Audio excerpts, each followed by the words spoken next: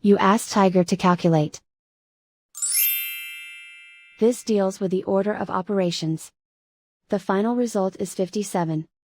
Let's solve it step by step. We begin by calculating the expression inside the parentheses. Calculate any addition or subtraction, from left to right. 12 minus 4 equals 8.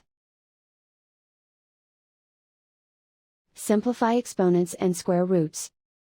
3 to the power of 2 equals 9. Perform any multiplication or division, from left to right.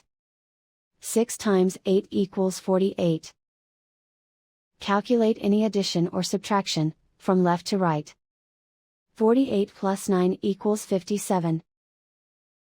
And so the final result is 57.